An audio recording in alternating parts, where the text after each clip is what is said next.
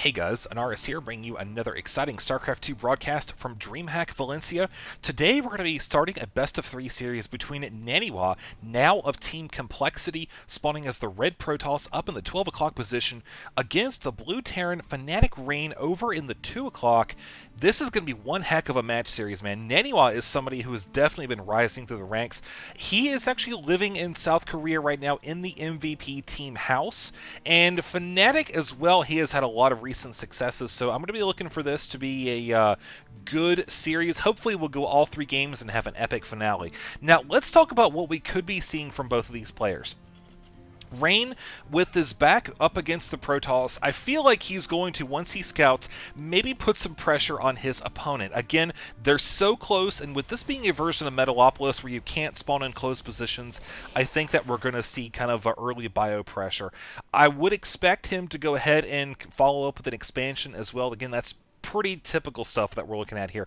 Naniwa, likewise, I feel like he's going to have, once he scouts out his opponent, he's going to have that game sense of seeing not only if he's able to not keep his probe in here, but I feel like he's just going to kind of expect that, being that right now the pretty much most popular options against Protoss involve quite frequently lots of early pressure, and these spawning positions will lend themselves to that very well.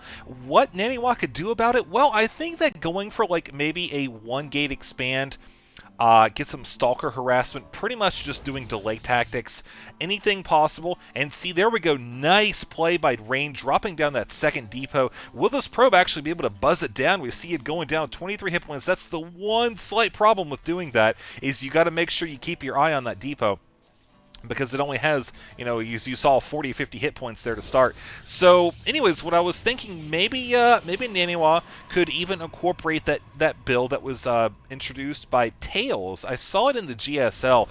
Basically, you've got, you go 2 gateway before your cybernetics core is complete, and you basically let yourself be a supply blocked, because, I mean, against, Terran, you usually end up cutting 1 or 2 probes anyways.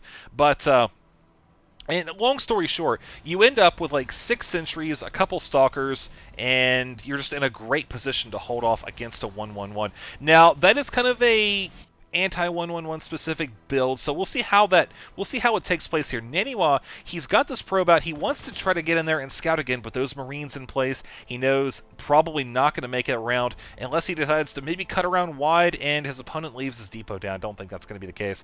But Naniwa, actually, he's got his second geyser now. Look what he's doing with it. He's only got 1 probe on it at this point in time.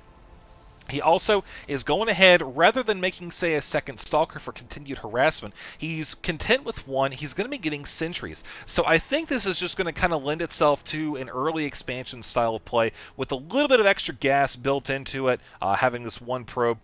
I'll probably see him transfer over 2 additional ones here in a second once this Nexus goes down. He does have the money for that as we speak. Look at this, 3 additional barracks going down as well as that command center. So Rain, I think, is going to be looking to pressure his opponent at some point here.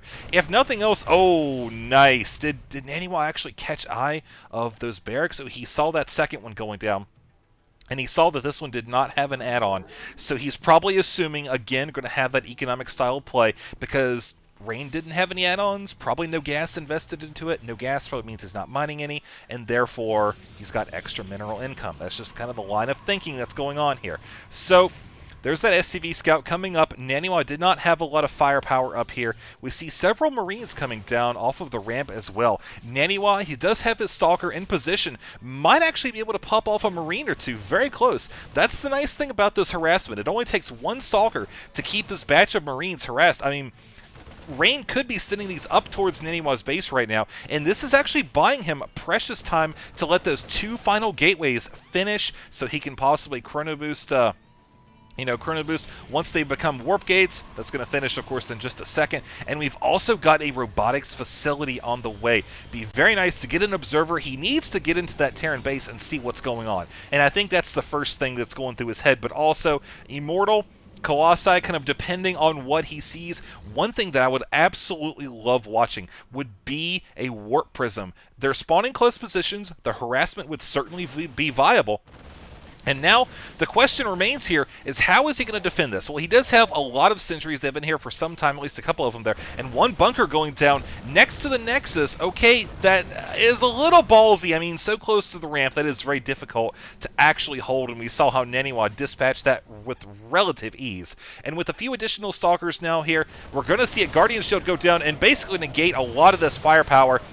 Combine that with some fantastic force fields, I think you're going to see Rain forced to retreat here unless he wants to lose all of these, which might actually be the case. He's going to try to pick off as many sentries as possible, but some nice micro, good unit control by Naniwa is going to minimize the amount of damage actually done. Look at the units lost so far. And you can just see for yourself, Terran has suffered big time as a result of that attack. And what is the Protoss going to be able to do at this point? Well, let's take a look. Follow this down to the natural. We see one bunker is currently being produced. Up in Rain's base, we see a factory and only one add-on. So he's still going to be very reliant on these Marines. He will be able to get Stimpak going at some point here. But look at what Naniwa is doing. He is denying a lot of income. We can just watch that while this takes place. 36 to 27, more Marines getting taken out as they are just trying to run into this bunker. So many Marines just died trying to get in there. A little bit of a mismicro, I feel, by Rain. Could have set those aside for just a few seconds longer. I mean, he could have even recycled that if need to, but oh man. Looking at the resources lost so far, look, Naniwa still has not lost a single thing in the last minute. Even after all that, he managed to keep all of his units alive. The closest thing to dying was the Stalker, which you could see is close to coming back to full shields right now. And I feel like Naniwa is just in a fantastic position, 20 supply lead, and his expansion is fully loaded now. Just a few more probes, and it'll be capped out. Whereas Rain, he is just now starting his third geyser, and his SCV count not looking so hot right now, man. Even with those mules working full time, it's still not looking great. So you see Rain is actually keeping these SCVs working over here, but he does spot the observer, I do believe. Yeah, there he goes. This is just lost mining time right here by Rain. He definitely needs this to stay in the game. We can, of course, come up here to Naniwa's base and look. We see we've got a Colossus on the way. One already just popped. We've got that extended thermal lance upgrade, which is going to be very effective against the Marauders and the bunkers. Two things that are be kind of pretty decent at countering what we have so far here today. Two additional gateways going down. All right, so we're just going to see him pretty much transition into what I feel kind of a safe two-base gateway robotics facility play, where I think he's going to look to put some pressure on here in a little bit. Again, he knows that his opponent a little bit delayed in the tech, throwing down all these barracks here, but look at Rain. He's got the right idea. He wants to try to delay his opponent by trashing the economy, and he's got a good unit composition here for that. He'll be able to come in. He does have Stimpak just about completed, although it's interesting that he could actually be going in before this is done, which I think he could do a lot more damage if he waited just a few seconds and actually ran in then. But no, we're going to see Naniwa's probes just like, you know what, man, we are not here to fight. We are just going to hug this Nexus and close our eyes and make all the bad guys disappear. Speaking of disappearing, notice how Naniwa focused down that medevac, took out all the units, even though Rain tried to empty it out and at least keep his opponent busy. Was not the case. Naniwa does have a forward pylon close to the natural.